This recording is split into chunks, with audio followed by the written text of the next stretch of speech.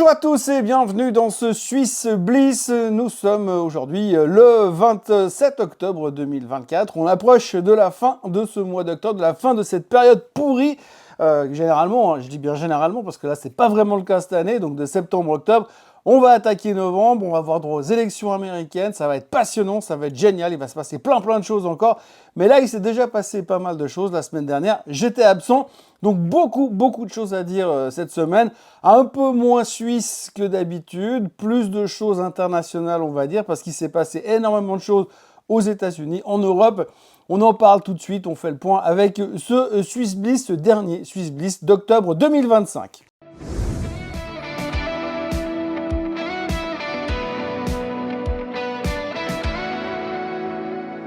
Alors l'un dans l'autre, on parle beaucoup de chiffres trimestriels, mais également de chiffres économiques.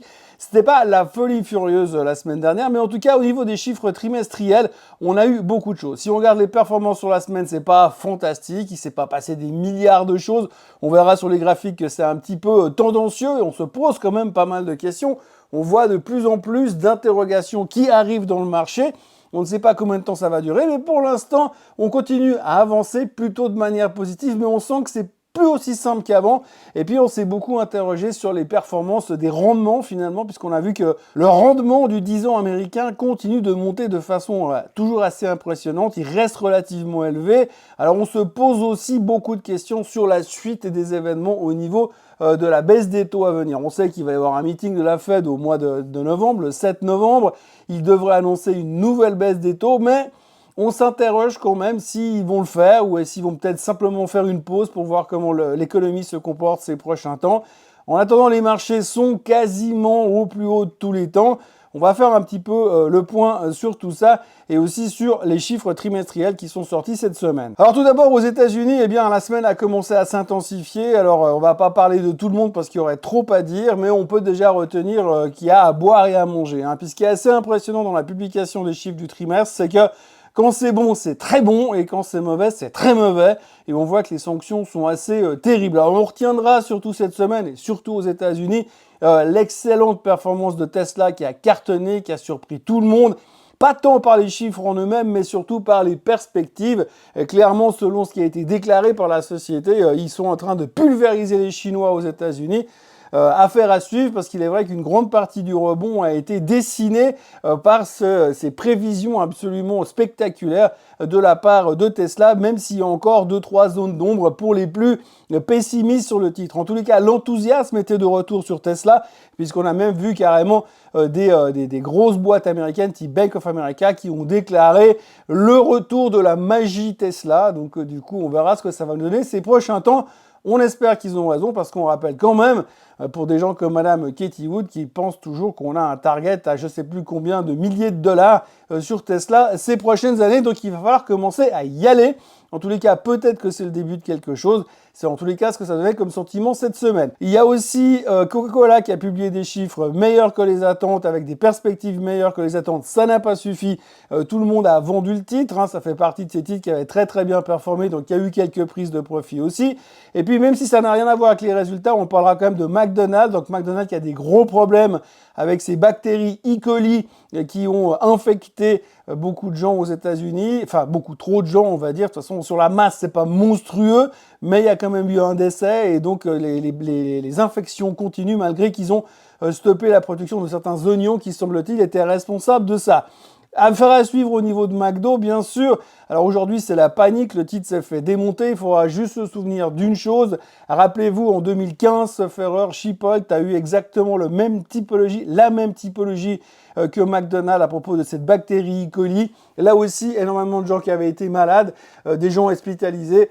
Et quand vous regardez la performance de Chipotle depuis ces dernières années, eh bien, vous verrez que le trou qui avait été induit par cette histoire de bactéries E. coli n'existe quasiment plus sur le graphique. Autrement, on pourra aussi noter au passage, parce qu'on va revenir sur l'or tout à l'heure, mais que Newmont Mining a sorti des chiffres qui étaient décevant, surtout au niveau des coûts. Alors autant l'or est en train d'exploser, donc on pouvait s'attendre à mieux sur Newmont Mining, et Newmont Mining a complètement, pas raté ses résultats, mais on va dire que ce qui a surtout gêné les investisseurs, c'est le fait que les coûts sont en augmentation chez Newmont Mining, et donc il y avait un petit peu une grosse dichotomie. Donc sur la mauvaise nouvelle, le titre s'est pris 15% dans la figure, donc vous voyez que les mauvaises nouvelles sont sanctionnées de manière absolument abominables en ce moment, comme les bonnes. Elles sont évidemment sanctionnées de manière assez spectaculaire. Le titre de la semaine, bien sûr, c'est Nvidia qui a passé la barrière des 3500 milliards de capitalisation boursière. Donc c'est fantastique, tout est extraordinaire. Nvidia, c'est génial, l'intelligence artificielle, c'est formidable.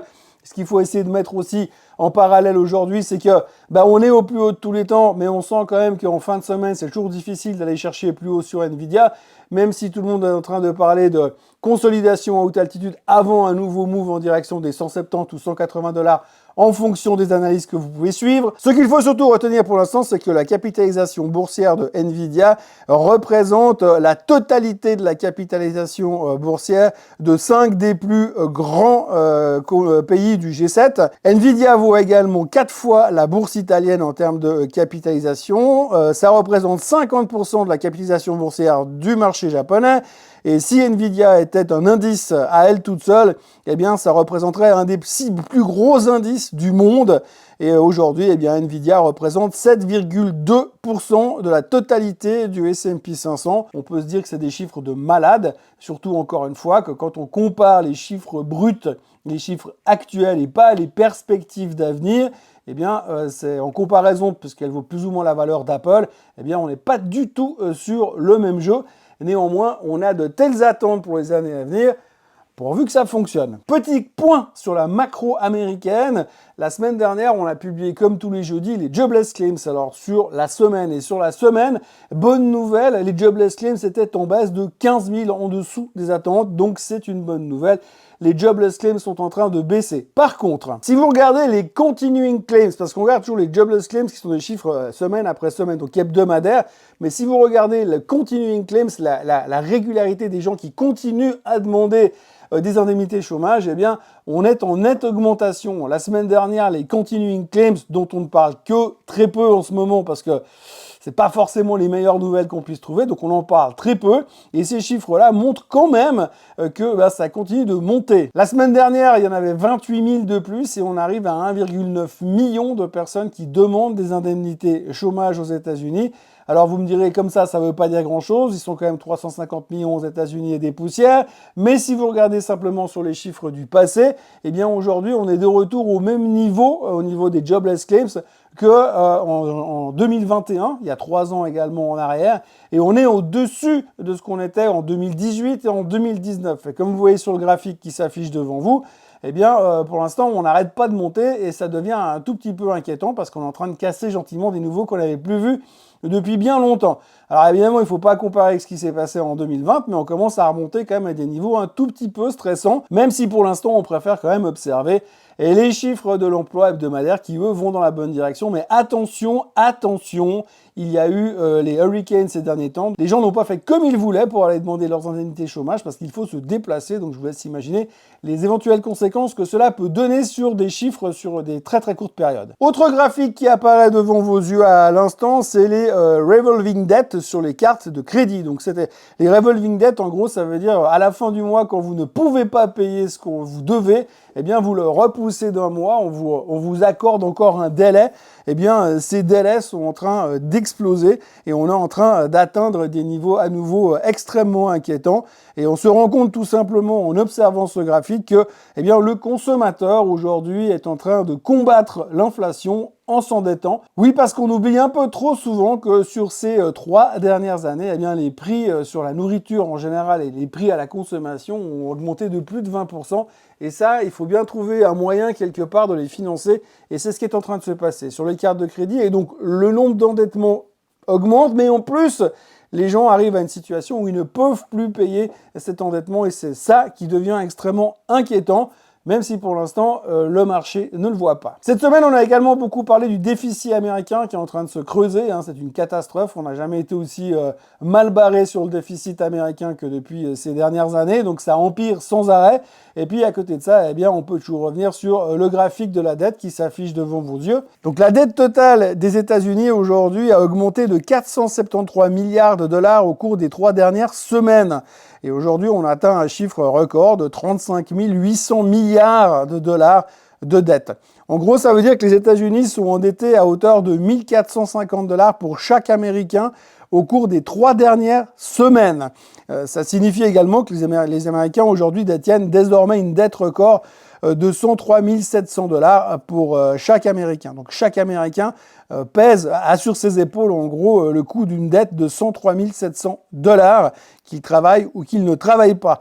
En 2024, les États-Unis ont payé un total de 1160 milliards de dollars d'intérêt sur cette dette. Et c'était donc pour la première année, pour l'instant, eh bien, on est bien au-dessus de la barre des 1000 milliards de dollars et c'était la première fois qu'on cassait ce niveau extrêmement important psychologiquement aussi.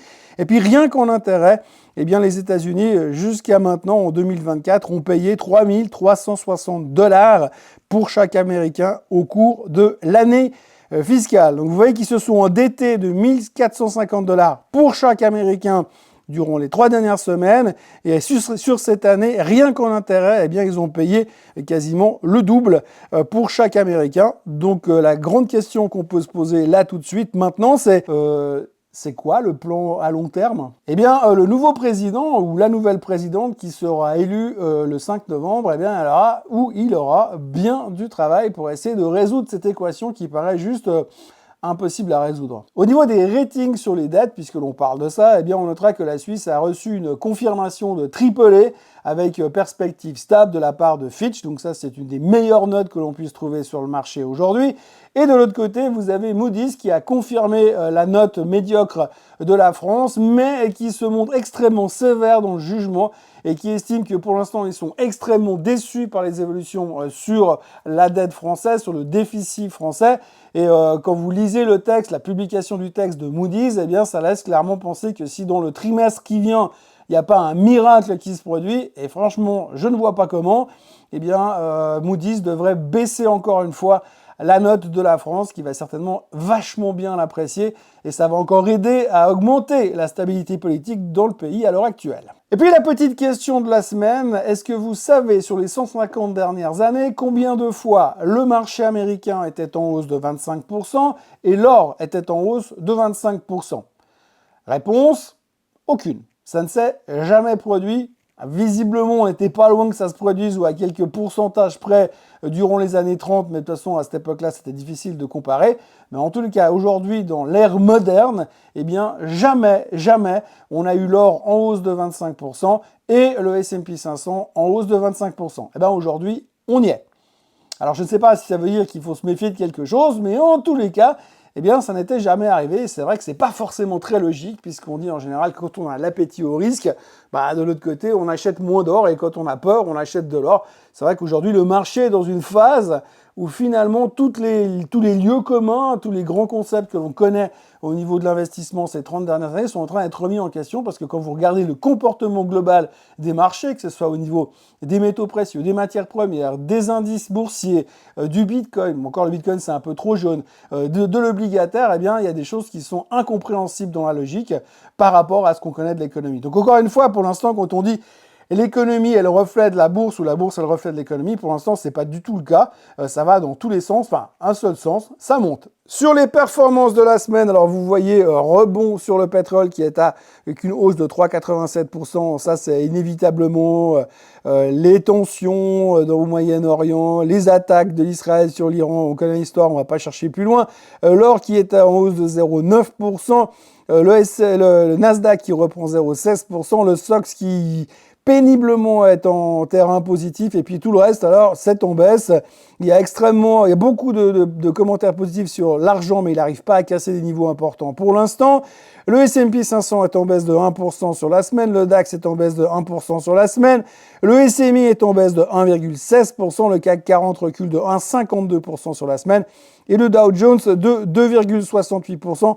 On va voir un truc assez intéressant dans quelques instants au niveau technique sur le Dow Jones, et le Bitcoin qui a failli casser à la hausse revient également de 2,7%. Vous noterez au passage que finalement la Chine ne fait pas grand-chose pour l'instant, même si tout le monde est méga bullish avec le plan qui va arriver, on est beaucoup monté. Mais on se pose encore beaucoup de questions au niveau de la Chine. La performance du SMI, j'ai envie de dire, individuellement, c'est assez catastrophique. Vous le voyez, Swiss Re qui perd 4,3%.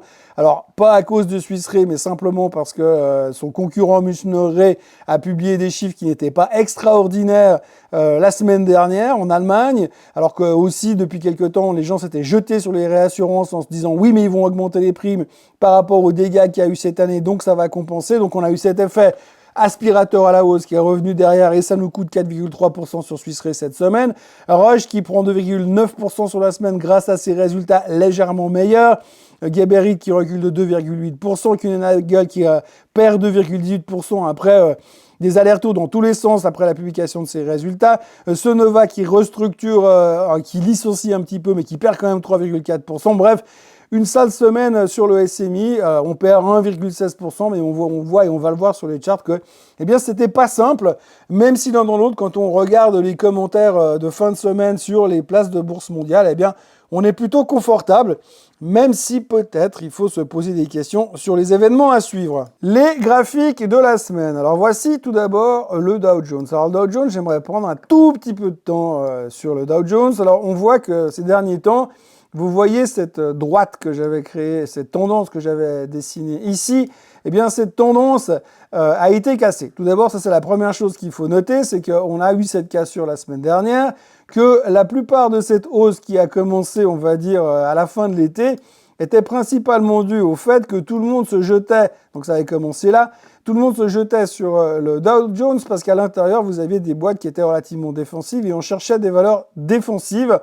pour continuer à surfer sur la vague. Voilà, le Dow Jones a fait, la semaine dernière, on est encore au plus haut de tous les temps, et a vécu une sale semaine. Maintenant, si vous regardez ce graphique-là, alors vous me direz, bon, bah, c'est une correction boursière. Non, c'est pas une correction boursière, c'est un crash boursier, puisque c'est le crash boursier de 1929. Alors, je suis pas en train de vous dire qu'on est en train de répliquer la même chose, mais si vous regardez ce qui s'est passé sur le Dow Jones en 1929, eh bien, dans cette tendance haussière, on va dire exagérée, qu'on a vécue dans les années de 1925 à 1929, justement, eh bien, on a eu une tendance qui était extrêmement verticale.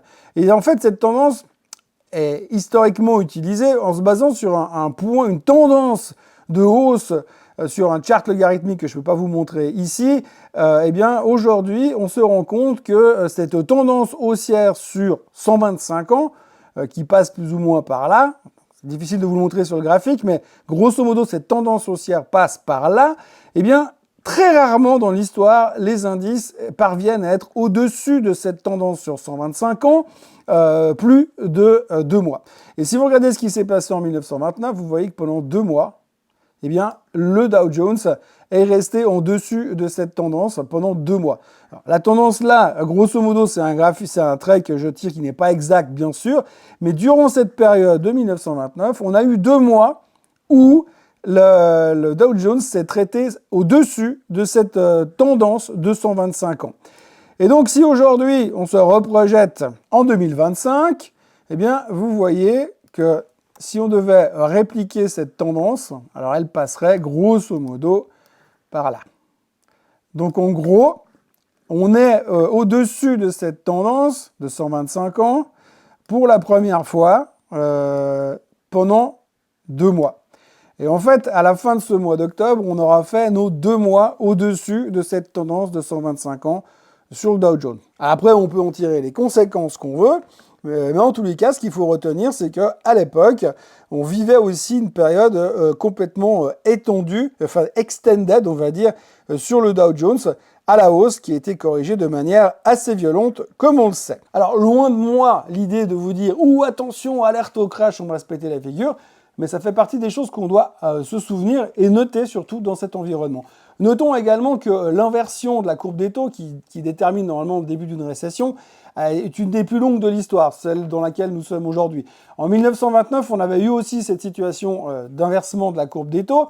Résultat, eh bien, elle est restée 700 jours inversée avant de tourner à la baisse. Et là aussi, en ce moment-là où nous sommes, on est en train de passer la barrière des 700 jours inversés sur la courbe des taux.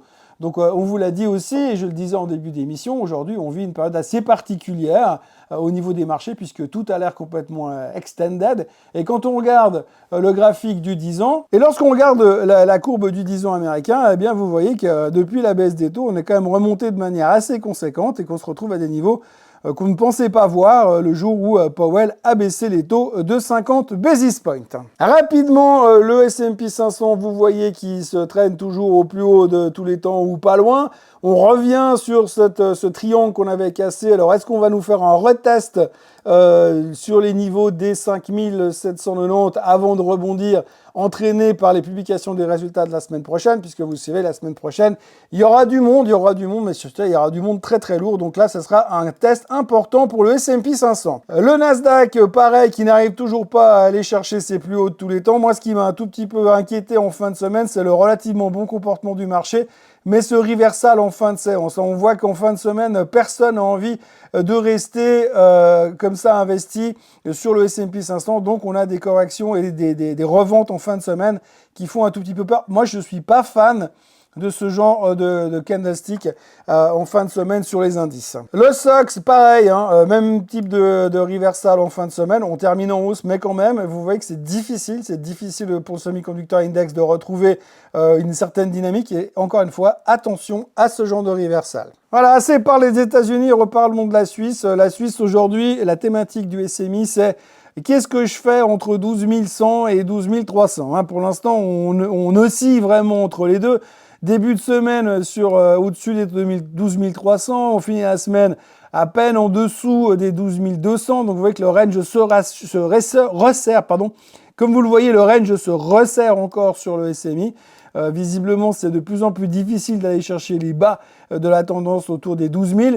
Mais en même temps, on manque un petit peu de niaque pour aller chercher beaucoup plus haut sur la Suisse. Rapidement, l'Europe, le DAX qui consolide à haute altitude. La semaine dernière, on notera qu'il y a eu 2-3 chiffres plutôt encourageants sur le DAX avec un retour d'une certaine confiance du consommateur, si on peut dire ça comme ça. Et puis la France qui est toujours dans son range. Là aussi, vous voyez, on oscille entre 7400 et 7600. C'est les niveaux clés pour l'instant. La France a besoin de bien d'autres choses pour l'instant pour démarrer. Ce qu'il faut quand même retenir, c'est que le luxe pèse, l'automobile pèse, sauf Renault qui s'en sort relativement bien en France. Et tous les problèmes de droits de douane avec la Chine pèsent également sur le marché français, sans parler de l'incertitude politique majeure que nous avons en ce moment sur la France. L'or, ça se passe de commentaires, on est au plus haut de tous les temps et visiblement, ça ne veut pas s'arrêter. Tout le monde est super bullish, tout le monde a découvert des nouveaux targets. J'ai l'impression que l'or va gentiment aller chercher ses $3000, surtout avec l'incertitude qui pourrait éventuellement commencer à nous gagner ces prochains temps, et si les choses continuent à être instables. Parce que l'incertitude se ressent quand même toujours au niveau du Moyen-Orient. Vous voyez que le baril de pétrole hésite toujours dans tous les sens. La semaine dernière, on est toujours à 71-78, mais on est passé par $70. Le fait que les Israéliens aient bombardé l'Iran, je crois que c'était vendredi soir, n'a pas vraiment fait bouger le pétrole, si ce n'est le faire remonter un petit peu de 3%, mais à très court terme. Ça ne résout pas le problème. La question, c'est est-ce que maintenant on joue au ping-pong et puis que maintenant Israël a répondu, l'Iran va répondre et puis Israël va répondre. En tous les cas, pour l'instant, ce ne sont que des cibles militaires. Il n'y a pas eu de dégâts majeurs sur les infrastructures pétrolières. Donc pour l'instant, c'est plutôt encourageant de ce côté-là.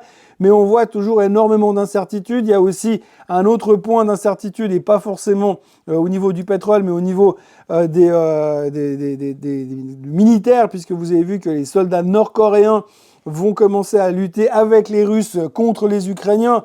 Donc ça veut dire qu'il y a une implication d'autres pays encore, et je ne sais pas si ça c'est très rassurant pour la suite des événements. Là-dessus, vous rajoutez les élections américaines qui vont déterminer une politique, on va dire, assez importante au niveau de la guerre en Europe et au Moyen-Orient, puisque si c'est Trump qui arrive au pouvoir, ça risque de changer un petit peu la manière de diriger les choses, en tout cas donner de ses instructions par rapport à ce qui se passe là-bas.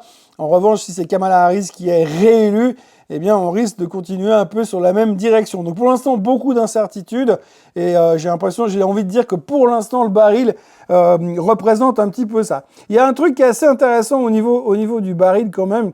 Il faut le mettre parce que c'est toujours bien de les afficher, ce genre de truc. C'est ce qu'on appelle un head and shoulder. Vous voyez qu'ici, on a une épaule, une tête.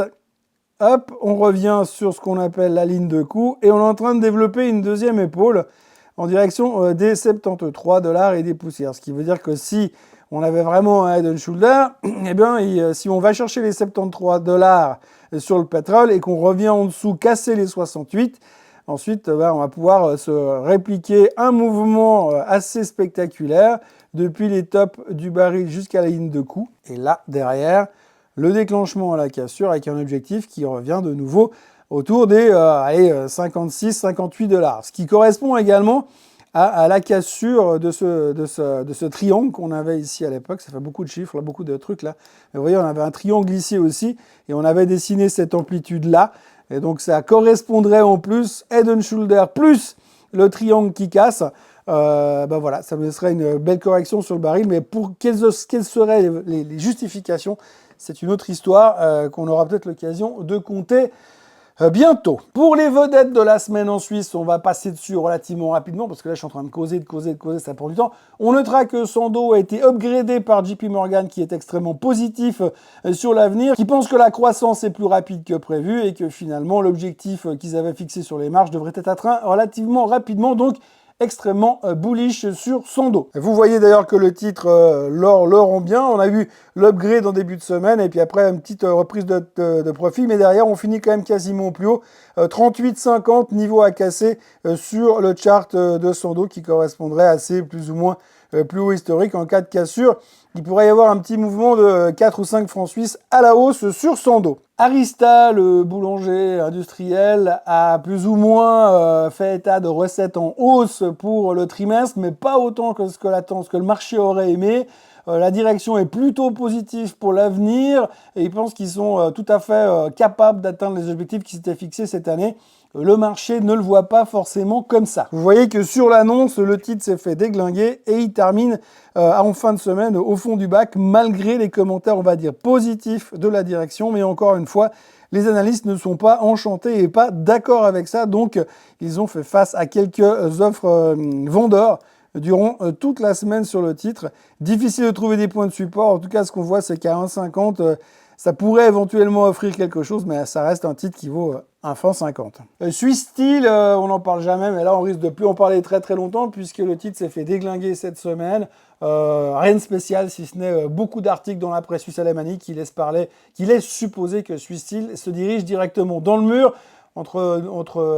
avec d'autres mots, en faillite, puisque le ralentissement de l'industrie automobile lui fait beaucoup de mal et qu'il ne serait pas à même de tenir le choc jusqu'à la fin de l'année. Donc le titre sous pression et ça risque de ne pas se terminer ici. Logitech a publié ses chiffres cette semaine. Grosso modo, ils ont raté les attentes du marché de très peu. Néanmoins, ils ont annoncé des recettes satisfaisantes et ils ont même relevé leurs objectifs pour la fin de l'année. Malgré tout cela, encore une fois, c'est pas vraiment ce que dit la boîte qu'on a écouté, c'est la déception des analystes qu'on a entendu, puisqu'ils estiment encore une fois que les attentes annoncées par la direction de Logitech sont trop conservatrices, donc forcément, on a tapé sur le titre durant la semaine. Le chart se passe de commentaires. De nouveau, vous voyez mes deux grandes flèches rouges que j'avais à l'époque en disant ce serait bien qu'on n'ait pas cassé les 70 balles. Voilà, hein, on a des niveaux et ce serait bien qu'on reste là et qu'on n'ait pas beaucoup plus bas sur Logitech. Sinon, il y a un mouvement qui pourrait nous entraîner bien plus bas. À surveiller, je pense que si on commence à aller chercher les 67-68 francs, les gens vont commencer à parler d'aller combler le gap qu'on a laissé ici autour des 60. Et après, ce sera porte ouverte à toutes les fenêtres pour aller chercher cette descente aux enfers. Là aussi, hein, on peut le voir comme on veut, mais tac, tac, vous voyez que ça pourrait être éventuellement interprété comme un head and shoulder, même si on notera que le gars, il a une petite épaule et une grosse épaule avec une tête bien dans les épaules quand même. Mais voilà, en gros, il faut quand même pas aller casser ses niveaux sur le JTEX ces prochains temps. Roche a publié des résultats légèrement meilleurs que les attentes et ça a suffi donc pour avoir le titre qui remontait de près de 3% la semaine dernière. Et légèrement, c'est pas l'euphorie pour l'instant, mais la croissance est en train de s'accélérer timidement. Pour l'instant, on n'utilise vraiment que des superlatifs qui sont plutôt modérants, hein. Légèrement, tranquillement, gentiment, mais ça repart tranquillement, c'est le cas de dire. Donc on verra un petit peu ce qui va se passer ces prochains temps. Je vous rappelle que dans ma réflexion, aujourd'hui, sur Rush, tout le monde est sur Hold ou sur Sell pour les plus négatifs.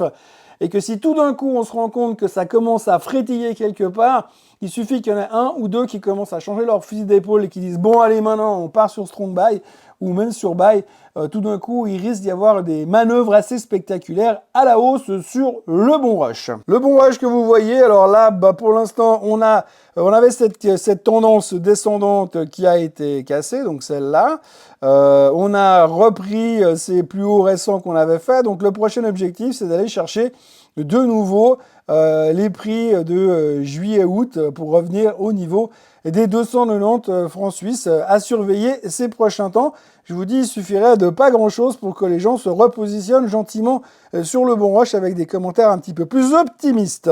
Kuehne+Nagel, alors Kuehne+Nagel a publié des résultats la semaine dernière qui étaient plutôt, on va dire, encourageants, mais en même temps quand même un tout petit peu trop incertain selon ce que on peut lire dans la presse. Donc sur l'annonce, le titre a baissé. C'était au milieu de semaine, donc vous voyez qu'on était chercher les 214. Et puis derrière, on a été plutôt rassuré parce que pas mal d'analystes sont venus simplement pour dire non mais c'est bon, ça va vers le mieux, les choses s'améliorent. Donc attention, on est allé chercher des points bas. On a fait un reversal et on essaie de consolider maintenant sur les 220. Alors on va surveiller attentivement le chart de Kuehne+Nagel ces prochains temps. Si on tient le niveau des 220 et qu'on arrive à aller rechercher les 226, 227 pour aller chercher un 230, attention, parce que tout d'un coup, là aussi, les choses pourraient s'améliorer et on pourrait avoir des surprises ces prochains temps. Et je rappelle aussi que dans leur business, si tout d'un coup le pétrole venait à baisser, ça pourrait aussi leur donner peut-être un petit coup de main. Affaire à suivre sur Kuehne+Nagel donc. U-Blox a publié des chiffres qui étaient, on va dire, moins pires que prévu. Après, ils avaient complètement foiré le début de l'année dans le secteur des puces GPS. Et puis, ils se sont légèrement redressés au troisième trimestre. Encore beaucoup d'incertitudes, bien sûr, dans le secteur des semi-conducteurs, évidemment. Mais néanmoins, des commentaires relativement positifs de la part du patron, du CEO, qui se montrait encourageant et motivé pour l'année prochaine. Il estime qu'on part dans une situation de redressement global et il était plutôt encourageant. Ça n'a pas du tout suffi aux investisseurs. Alors, le graphique de U-Blox se passe de commentaires. Alors oui, il y a eu un rebond vendredi, mais vous voyez que entamer la semaine à 80 et descendre au plus bas à 64 francs suisses, ça fait quand même très mal, malgré des commentaires relativement positifs de la part du management. SGS a vu ses recettes progresser durant le troisième trimestre. Grosso modo, ils ont confirmé leurs objectifs pour l'année entière. Et puis, on notera un chiffre d'affaires en hausse de 3,8% et puis une croissance organique de 7,3%. Donc plutôt constructif et plutôt encourageant, mais là aussi, c'est pas ce que le marché attendait. Alors si vous regardez le graphique de SGS, déjà on peut se rendre compte que c'est le graphique qui ne fait rien depuis quasiment 3 mois. Vous voyez qu'on est dans un range, clairement, avec un bas ici, là où on est venu chercher vendredi. Et quand on est dans une on va dire, configuration latérale sur SGS qui ne fait strictement rien. Mais voilà, la semaine dernière, on n'a pas vraiment apprécié les résultats puisque le titre, entre jeudi soir où on le traitait autour des 95 francs suisses, est allé chercher les 89,40 vendredi matin avant de se reprendre en fin de séance. Mais vous voyez que pour l'instant, SGS, c'est pas le truc qui est le plus motivant dans les marchés puisqu'il ne se passe pas grand-chose depuis l'explosion à la hausse du mois de juillet dernier. La semaine prochaine, ce sera donc spectaculaire, bien sûr, ça va être une grosse semaine, tout d'abord parce qu'il y aura les premières estimations du PIB américain qui vont nous tomber dessus, on aura directement derrière l'inflation allemande qui nous permettra de revenir sur le débat des taux par rapport à la BCE, et puis jeudi, on aura le PCE, donc l'inflation américaine, vous savez, ce fameux chiffre que la Fed adore pour prendre ses décisions, et puis ensuite, on aura encore, bien sûr, en fin de semaine, les chiffres des non-farm payrolls. C'est quand on voit la tronche des jobless claims, les continuing claims, pas ceux hebdomadaires, eh bien, on peut se demander ce qu'ils vont nous sortir ce vendredi. Je rappelle que le mois dernier, ils nous ont pris à contre-pied avec des chiffres fabuleux. Est-ce que cette fois, ils auront l'outrecuidance de nous refaire le coup juste avant les élections américaines? Ce sera hyper intéressant à observer, voir s'il y a un tout petit peu de manipulation au niveau du BLS aux États-Unis ou pas. En tous les cas, grosse semaine au niveau macro. Et puis, évidemment, on s'approche gentiment du 5 novembre avec l'élection américaine. Le 7 novembre, la Fed. À partir de ce week-end, les gens de la Fed n'ont plus le droit de parler. Un black period, ils ne peuvent plus faire de commentaires sur l'économie américaine. Et puis, bien sûr, la semaine prochaine, c'est la grosse semaine des résultats puisqu'on a Amazon, on a Meta, on a Apple, on a Microsoft. Les big names vont publier. Nvidia viendra bien plus tard, mais en tout cas, pour ceux-ci, ils vont publier. Ce sera donc une semaine très importante qui peut démarrer encore un nouveau rallye, cette nouvelle jambe du bull market pour aller chercher les 6000 sur le S&P 500 ou alors marquer le pas en disant « Ah, il y a quand même un truc qui est en train de coincer ». Et là, on pourrait se retourner sur tout ce qu'on a déjà abordé comme sujet, les cartes de crédit, la dette américaine, plein de choses qui vont pas au niveau de l'emploi. Et tout ça pourrait nous faire un tout petit peu, peut-être, changer notre fusil d'épaule. Mais si on regarde encore une fois les indices Greed and Fear, ça va plutôt pas mal. La VIX semble vouloir repartir vers la hausse si on regarde le graphique également. Mais les marchés restent extrêmement confiants.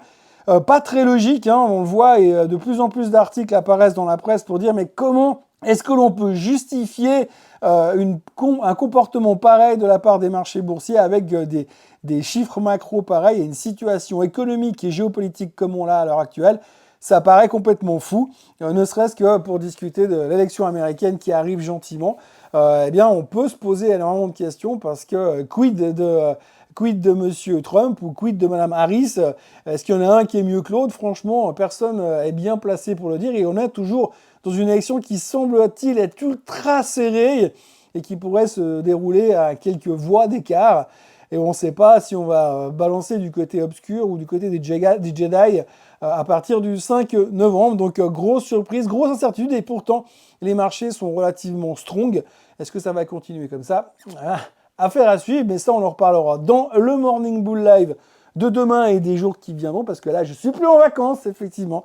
Je suis revenu, et le prochain Swiss Bliss, la semaine prochaine. Voilà, moi, en ce qui me concerne, je vous souhaite une excellente journée. N'oubliez pas de vous abonner à la chaîne Swissquote en français, de liker cette vidéo et de revenir demain matin pour une nouvelle série de Morning Bull Live.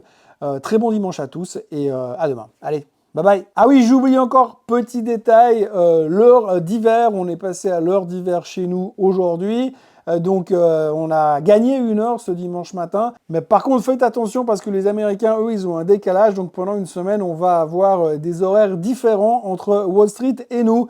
Donc, à se souvenir. Mais ça, on comprendra assez rapidement dès lundi. Allez, bonne fin de journée et à demain. Bye bye.